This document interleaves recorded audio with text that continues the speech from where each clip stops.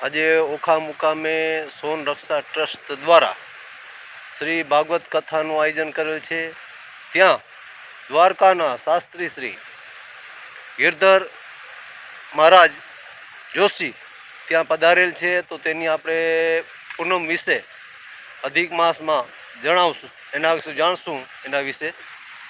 જય દ્વારકાધીશ। એક તો સમય સંદેશ ન્યૂઝના માધ્યમથી ઓખા મંડળમાં કોઈ પણ પ્રકારની પરિસ્થિતિ હોય, કોઈ મહાનુભાવ જે છે એનું આગમન હોય, ભગવાન દ્વારકાધીશના ચરણારવિંદમાં કંઈક કાર્યક્રમો હોય, વિશેષ તો આ જે ધર્મનું સ્થળ છે, ધર્મની જગ્યા છે, તીર્થસ્થાન છે, અને ઘણી બધી જે છે એ અવારનવાર કાર્યો જે છે એ ઓખા મંડળના આંગણે થતા હોય, મહાનુભાવો આવતા હોય। કારણ કે આ મહાનુભાવોના સંતોનું સન્માનનું, સંતોના આગમનનું આ એક તીર્થ છે। તો ત્યારે સમય સંદેશ જે છે એ ન્યૂઝ અવિરત અને ચોક્કસ એમની હાજરી હોય છે અને સમાજને, ઓખા મંડળને નહીં સમગ્ર સમાજને એક સારો સંદેશો આપે અને યોગ્ય જે એક પત્રકારત્વ હોય, એક ચેનલ હોય અને ચેનલના માધ્યમથી સમાજને સકારાત્મક અભિગમ આપવાનો હોય તો એ હંમેશા માટે આપી રહ્યા હોય છે। ત્યારે ખાસ કરીને અધિક માસ ચાલે છે અને એમાંય પૂર્ણિમા આજના દિવસથી કરીને આવતીકાલ સુધી તારીખ 30-11 વાગ્યા પછીથી શરૂ થઈ અને કાલે 2 વાગ્યા સુધી, 2 વાગ્યા પછી જે છે એ પૂર્ણિમાનો યોગ છે। અને ખાસ કરીને અધિક માસ હોય એટલે વિશેષ જે છે એ તીર્થસ્થાનોનું મહત્ત્વ હોય, વિશેષ પ્રકૃતિનું મહત્ત્વ હોય। શું કામે કે સૂર્ય પણ સ્થિર છે, સૂર્ય જે છે એ સ્થિર છે। આમાં મન સ્થિર થાય, બુદ્ધિ સ્થિર થાય, આત્મા તો સ્થિર જ હોય, મન અને બુદ્ધિને સ્થિર થવાનું જો કોઈ પવિત્ર માસ હોય તો અધિક માસ છે, પુરુષોત્તમ માસ છે। ભગવાને જેને પોતાનું નામ આપ્યું છે, ઈશ્વરે પોતાનું નામ આપ્યું છે ને એ એવા અધિક માસમાં આપણે જ્યારે મળ્યા છીએ અને ખાસ કરીને આધિદૈહિક, આધિભૌતિક અને આધ્યાત્મિક। આધિદૈહિક મનના જે વિચારો જે છે એને સ્થિર કરવાનો જો કોઈ મહિનો હોય, માસ હોય તો પવિત્ર અધિક માસ છે। એમાં પૂર્ણિમાનો ખાસ મહત્ત્વ છે।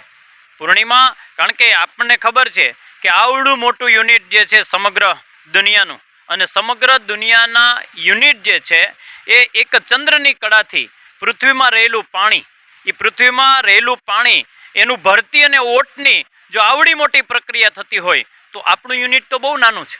દરિયા આ વિશાળ પૃથ્વી પર સમંદરથી આપણું યુનિટ બહુ નાનું છે। તો એ જે ગ્રહોની યુતિ છે, એ જે રાશિઓની વૃત્તિ છે, એ 12 માર્ગ જે છે એ માર્ગ સ્વચ્છ હોય, વિકાર વગરના હોય। ભગવાન સૂર્યનારાયણ જે છે એ પણ આ મહિનાની અંદર સ્થિર હોય, નારાયણ સ્થિર હોય છે। તો એ સમય દરમિયાન આધિદૈહિક મનના વિચારો સ્થિર થાય। આધિભૌતિક એટલે જે કંઈ પૂજા અર્ચના કરીએ, તીર્થસ્થાનોમાં કરીએ, વડના ઝાડની નીચે કરીએ, પીપળાના ઝાડની નીચે કરીએ, નદીના કાંઠે કરીએ, પછી કોઈ તીર્થસ્થાનો દ્વારકા હોય, સોમનાથ હોય, ગોકુળ હોય, મથુરા હોય, ગંગાનો પવિત્ર કિનારો હોય, આ તીર્થસ્થાનોમાં કરેલું પુણ્ય કાર્ય એ અનેક ગણી પવિત્રતા, અનેક ગણી મનની સ્થિરતા, અનેક ગણી આધ્યાત્મિકતાની સ્થિરતા આપણને આપતી હોય છે। તો આ સવિશેષ મહત્ત્વ છે। અને ખાસ કરીને ચંદ્રમૌલેશ્વર મહારાજ, કારણ કે જે પૂર્ણિમા એટલે ચંદ્રની કળા ઉપર જે છે એ ચંદ્રની કળા ઉપર ભરતી અને ઓટના જે છે આવિષ્કારો થતા હોય છે, એનો ઉદય થતો હોય છે। તો આ એક વિશેષ છે। બીજું અધિક માસ છે અને અધિક માસમાં વિશેષ પૂજા, વિશેષ અર્ચના, કારણ કે મન સ્થિર હોય, આ સ્થિરતાનો મહિનો છે। નારાયણની સ્થિરતા હોય, ગ્રહોની સ્થિરતા હોય, રાશિઓની સ્થિરતા હોય, આ બધા જ્યારે સ્થિર હોય તો આ સ્થિરતા જે છે એને લીધે મનની સ્થિરતા, અને સૌથી શ્રેષ્ઠ ભગવાનને પામવું હોય તો મનની સ્થિરતા હોવી જરૂરી છે, બુદ્ધિની સ્થિરતા હોવી જરૂરી છે।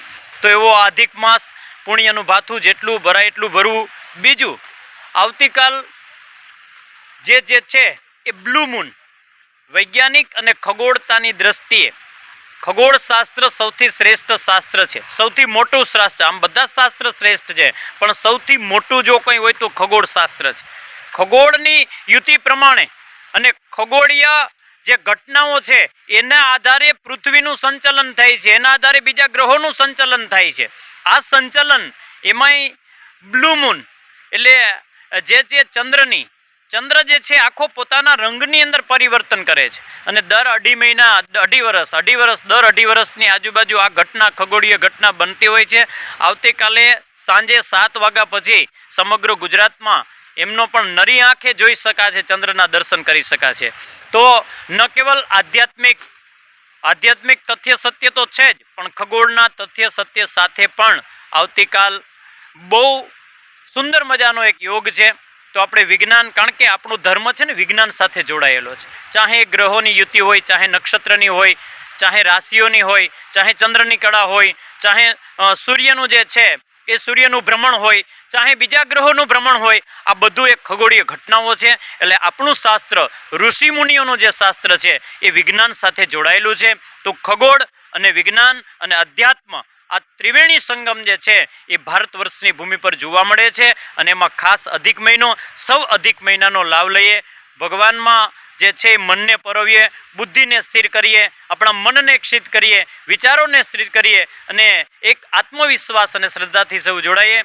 સમય સંદેશના ન્યૂઝના માધ્યમથી આપ બધા જે છે એ મહાનુભાવોના દર્શન કરી શકો છો. અલગ અલગ ઘટનાઓ જે બનતી હોય છે એ આપના સુધી પહોંચતી હોય છે. ખાસ સમય સંદેશ ન્યૂઝના જે કોઈ એ ન્યૂઝ આપણે ચલાવે, સંચાલકભાઈ, ઓથીભાઈ ને બધા, એ બધાને ખૂબ ખૂબ આભાર. ફરીથી આવા કોઈ અધ્યાત્મ દર્શન સાથે, મહાનુભાવો સાથે મળતા રહેશું. સૌને જય દ્વારકાધીશ.